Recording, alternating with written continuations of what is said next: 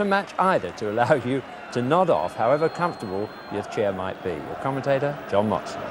24-year-old Pat Hurd is Jack Charlton's first signing for Newcastle United, hence the attention there of the photographers. Hurd comes from Charlton's old club Sheffield Wednesday, for whom 2 seasons ago he played in the FA Cup semi-final and also scored here at St James's Park. Hurd makes his Newcastle debut on the left side of midfield, with David McCreary switching to a central role. Otherwise, it's the side that beat Bradford in the Milk Cup and which drew 5-5 at QPR last week when number 9 Chris Waddle scored a hat-trick.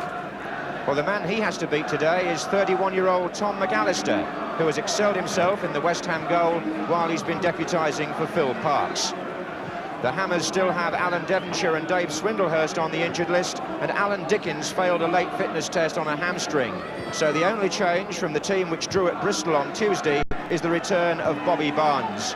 And some loyal West Ham supporters have made a 600-mile round trip this weekend to Tyneside. The referee this afternoon is David Allison from Lancaster.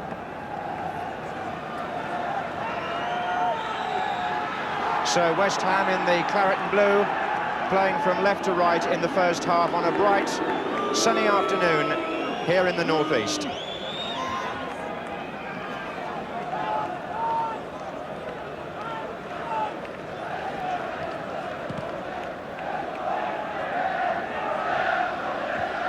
That was Saunders up well for Newcastle. Beardsley. Tackle was by Jeff Pike, and it's a foul.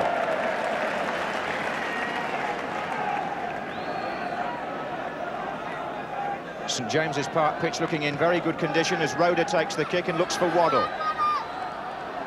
And he got away from Stewart, and Beardsley's coming in here, and here's the newcomer Pat Hurd with the chip, and it's dangerous for MacDonald on the far post, who was beaten by Steve Walford. Good start for Pat Hurd, beautiful chip. Cut out the keeper, but Steve Walford, the left back, made a good clearance. Corner to Newcastle. Saunders is up there and so is Anderson. And McAllister came well, and off the line by Goddard, I think, and volleyed away by Hurd.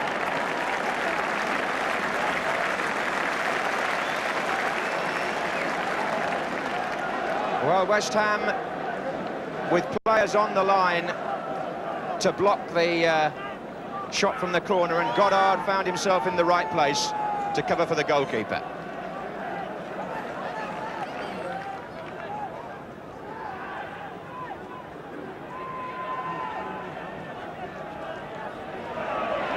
Good challenge. No. Billy Bonds, the player, down. David McCreary is penalised.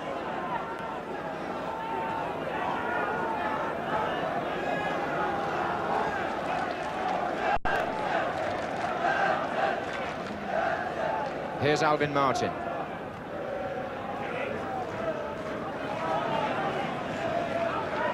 Goddard. And the referee again blows up. McCreary protests once more, but it's a free kick to West Ham.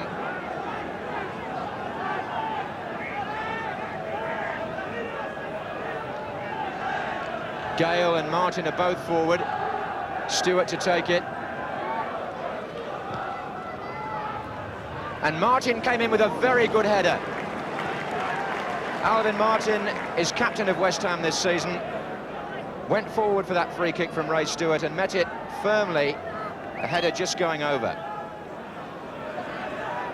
Fans well packed at that Gallowgate end of the ground, where the Newcastle United faithful are always gathered. Cottee. And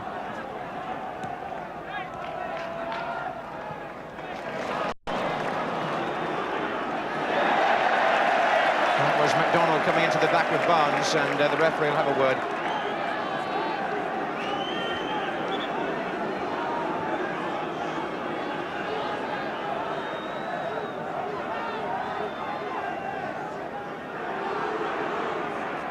Walford forward.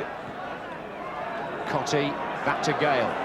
Newcastle coming out looking for an offside, and they haven't got it. Paul Allen, first touch, pulled it well back, and somehow Newcastle escaped.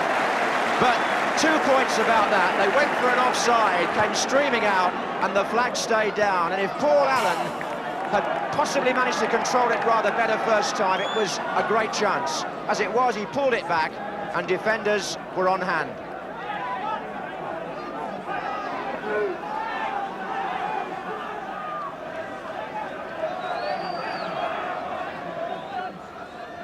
Here's Beardsley. Well, Ray Stewart was the defender. Beardsley looks for a corner at worst. He's also looking for a free kick at best for obstruction. And that's what it's going to be.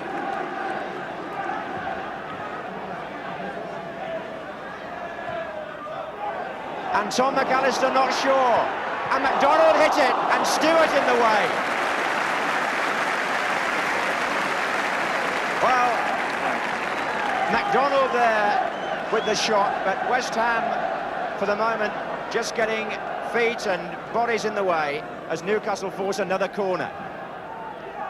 And Stewart again with the header.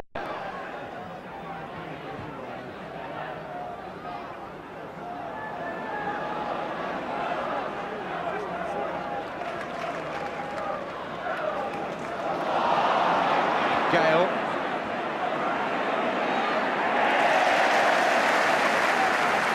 McDonald.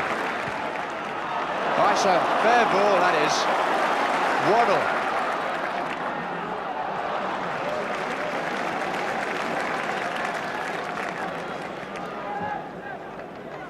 Offside on the return. The flag on my side is up. The referee hasn't seen it.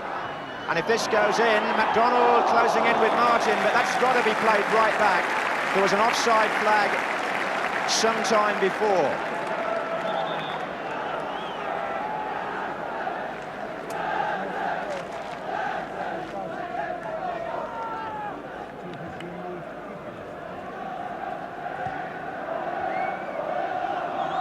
Headed on by Pike and a touch by Cottee.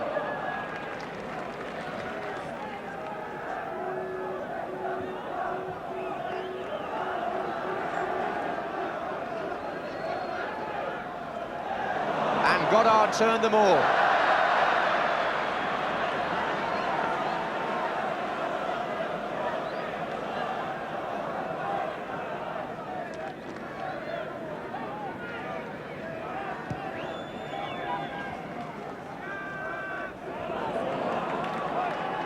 Beardsley, McCreary.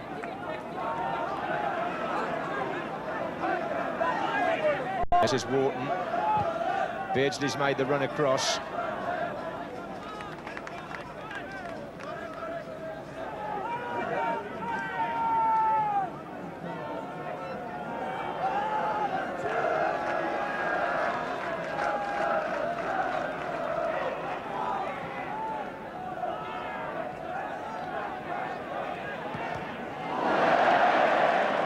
Barnes with the back heel, and Pike with the cross, and in the way, Glenn Roeder.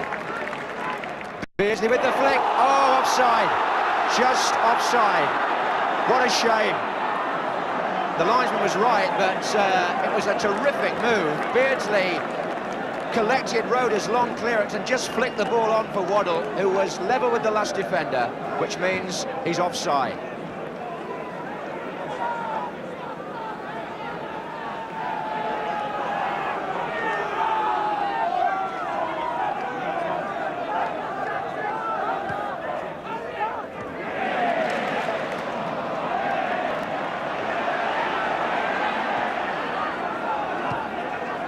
Bonds let it run.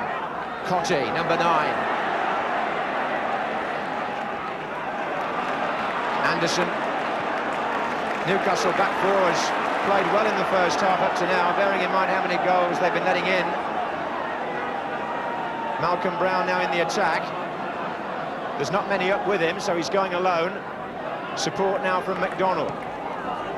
That's too long. And it gives Bobby Barnes the chance to make yards of ground here for West Ham. Now Gale. And Goddard. That's a promising run. Oh, it came back off into Cotti. Goddard! No, the flag's up. And that may well have been for hands.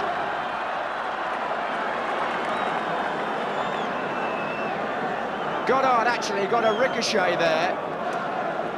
And it fell on to Cotti, back to Goddard to finish, but the referee had already signalled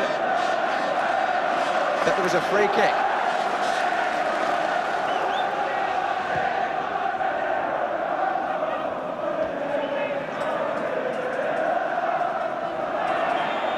Pushing by Bonds.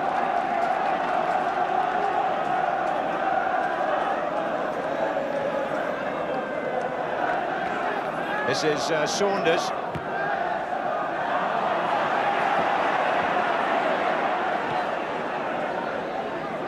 Another good ball from Tony Gale, out to Cotti. West Ham need players forward here. Pike. Walford. Barnes. Impetuous challenge by Brown, but play on, says the referee. Walford's cross, headed away by Roda. On the chest of Waddle, McDonald too hurried. Waddle won it back. And he's got two to his left, and there's promise here. Beardsley, number 10. Brilliant goal! Peter Beardsley! There was promise there the moment Chris Waddle got the ball. You had the feeling there was something on.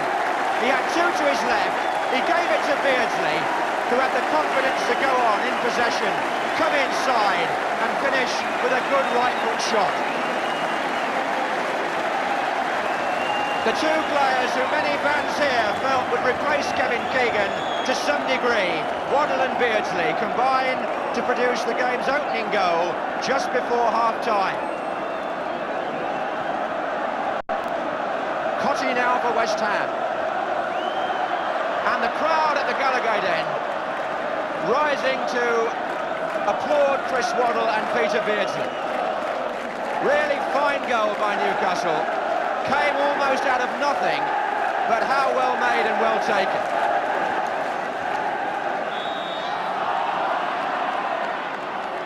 Stewart, the player, fouled in stoppage time at the end of the first half.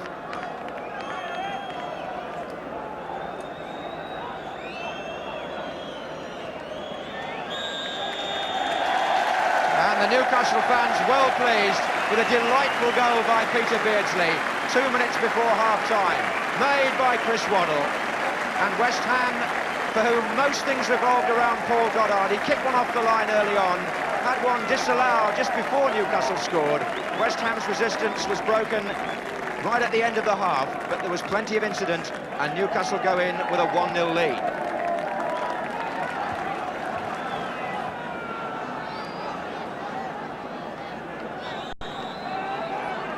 So Newcastle start the second half, playing now towards the Gallowgate end, and here's McCreary.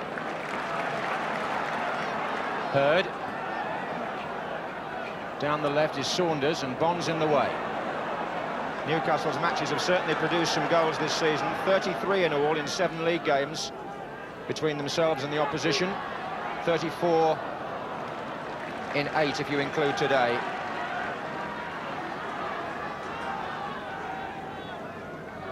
Many people wondered how the strikers would fare in the First Division without Kevin Keegan. Well, Beardsley may have gone some way towards supplying the answer.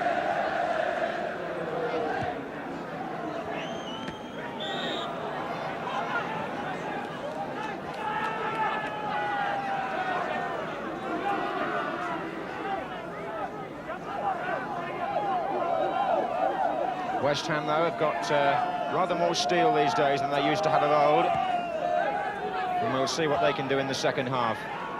Alvin Martin. And onside, it's Goddard. And Carr, Cotti with the shot, off the line by Roda. Well, Goddard was through. Kevin Carr came a long way out. Obviously didn't use his hands, according to the referee. It came back, then the shot, and Roda on the line. Between them, Goddard and Cotti unable to take advantage.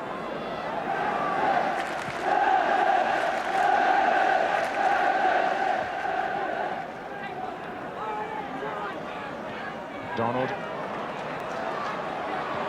That was played beautifully by Waddle for Brown. McDonald is in the centre, and McAllister just got his hands to it. It evaded McDonald by a whisker.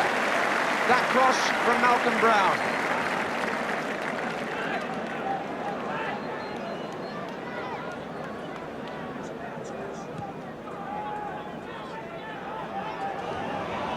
Here's Goddard. And Wharton.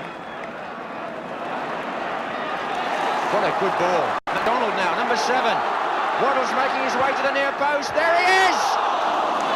And Newcastle so close to going 2 up on 2 occasions in a matter of less than a minute. McDonald this time the provider, and Waddle coming in put it just wide.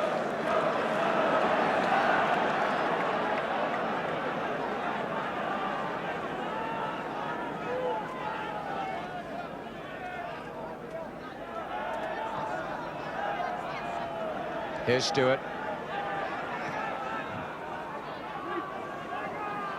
Goddard's turn. And he's got it back. And here's Allen with a chance. Oh, didn't he take it well? That's a fine goal by Paul Allen for West Ham. And no wonder he looks so pleased. That's the first goal that little Paul has scored in a league match for nearly 4 years. The left flank of the Newcastle defence going missing a bit, but a very good shot from Paul Allen. And you'd need to go back to December 1980 to find a league goal from Paul Allen. It was against Orient, and today he scores against Newcastle and brings West Ham back into the match after 55 minutes.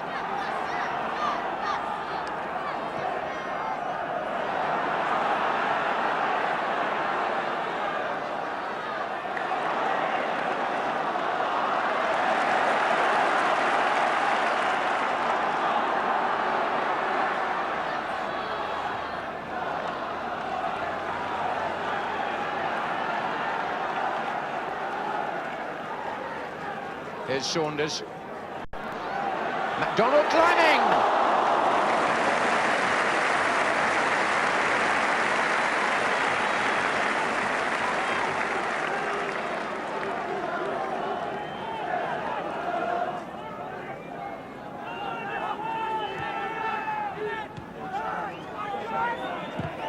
In by Barnes, here's Pike. Cotty's through the centre, and he got away from Roeder there, did Cotty, but didn't get a good crossing. Opportunity there for West Ham. So the match finally balanced now, just about halfway through the second half. Newcastle 1, West Ham 1. Glenn Roeder for Newcastle. To Malcolm Brown.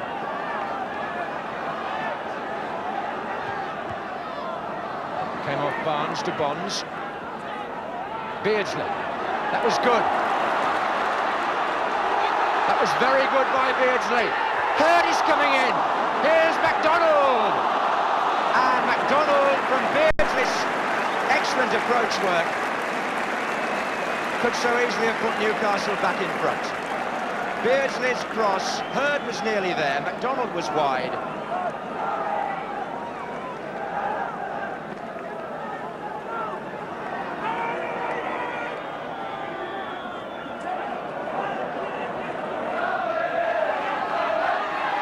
Through the legs of Beardsley by Barnes. Some of the individual skill in this match at pace has been of a very high order. Allen to Stewart. Typical West Ham, they keep coming forward. Goddard on again to Allen, brilliantly done. Was he fouled? No, says the referee. Newcastle had their hearts in their mouths. The challenge by Glenn Roeder on Paul Allen, very near the goal line, was adjudged to be fair. But Allen and the West Ham players looked long and hard at the referee.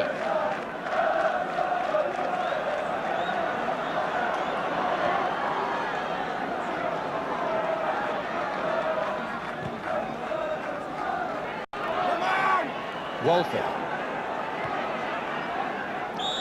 Nearly 30,000 people were well entertained here. Newcastle supporters may have been disappointed with the result. Paul Allen deprived them of a victory with a very good goal early in the second half. But whatever people say about football being played at 100 miles an hour, and this was very fast, there was plenty of skill and incident. How would Newcastle fare without Keegan, people said, and how would West Ham fare without Brooking? Well, my view is, having seen them play today, there's plenty of talent left at both clubs for them to provide both entertainment and satisfactory results in the First Division.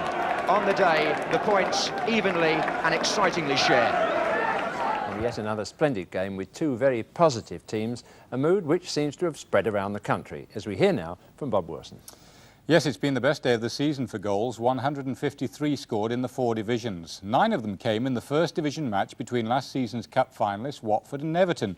And for Watford's new £300,000 keeper Tony Coton, it was a debut which turned into a nightmare as Everton won 5-4. Adrian Heath got a couple for the Cup winners, but Watford manager Graham Taylor refused to blame his new keeper, saying if he'd stopped any of Everton's goals, you'd have called it a miraculous save. Our problems are right across the back 4. That defeat keeps Watford bottom of the table and still seeking their first league win. At the top, the 6 leaders this morning all won, but even so, there is a slight change with Nottingham Forest going above Arsenal into second place on goal difference. Mark Falco, with his 10th goal of the season, was one of the scorers as Spurs twice came from behind to beat Luton 4-2. Forest and Arsenal both left it late for their wins. Forest scored twice in the last 3 minutes through Steve Hodge and Trevor Christie to beat Norwich 3-1. An unhappy ending there for Joe Corrigan, Norwich's new on-loan keeper. Arsenal left it nearly as late before winning 2-1 at Coventry with goals from Tony Woodcock and Paul Mariner in the last 5 minutes. Earlier, Arsenal's Pat Jennings, playing his 750th league game, had prevented Coventry taking a 2-0 lead by saving a penalty from Kenny Hibbert. Gordon Strachan's penalty, his 4th of the season, gave Championship favourites Manchester United a controversial 2-1 win at West Bromwich Albion. Even United manager Ron Atkinson said it may not have been a penalty. Some of our lads thought Jesper Olsen was brought down outside the box.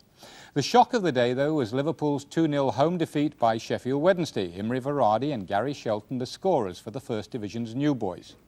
Division 2, the top 3 all won at home, and Leeds, who beat Oldham 6-1, move up 4 places to lead 3 other clubs on 15 points. In the 3rd Division, the top 3 also won, while Doncaster's 2-0 win over Bolton puts them 4th. Division 4 is still led by Hereford, the only club yet to concede a goal in the league. They beat Port Vale 1-0, while Bury were held to a goalless draw by Chesterfield.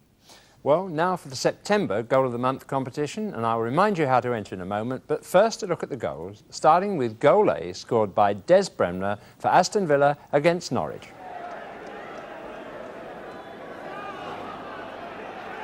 Walters, beautiful skill. Peake sticks with him though. Oh, Walters superb. Bremner! Marvellous skills by this young man, Mark Walters. Goal B, scored by Alan Kennedy for Liverpool at Arsenal. Here's Kennedy. Into Walsh. Kennedy, fine move. Brilliant goal by Alan Kennedy. Superbly made and taken by the left back. Goal C, scored by Brian Robson for England against East Germany. And now Kenny Sansom. Wilkins is in there, and Robson! What a goal! It couldn't have been finished in better style. Goal D, scored by Louis Donowa for Norwich City at Southampton. Haylock's now coming forward, bustled by Jordan. But here's a chance for Donowa. Oh, brilliantly taken. Beautiful shot by the substitute. Goal E, scored by Mark Jones for Preston at Hull City. It's Mike Farrelly.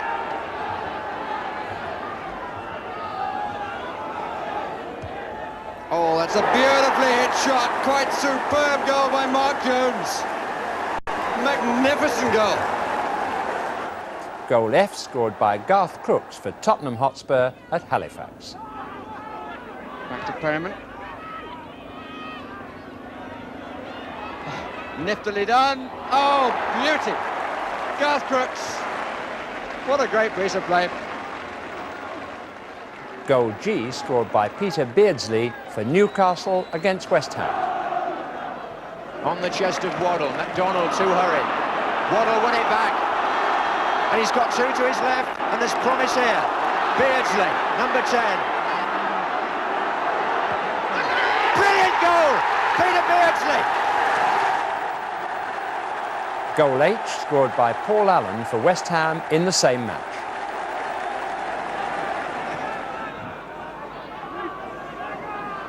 Goddard's turn. And he's got it back. And here's Allen with a chance. Oh, didn't he take it well? That's a fine goal by Paul Allen for West Ham. Here's a check on those goals. Goal A, Des Bremner. B, Alan Kennedy. C, Brian Robson.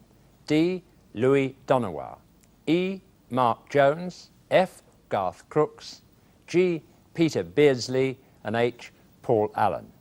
And the sender of the first correct entry drawn from our postbag to coincide with the choice of our panel will receive £100 worth of premium bonds. So here ends 50 minutes of potent advertising for the professional game in this country. Our thanks to all those who played a part.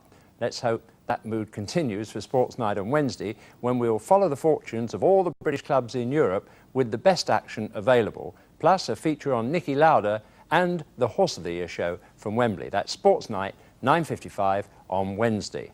And we'll be back with horses and footballers next Saturday at 10:35. From Bob and me, good night.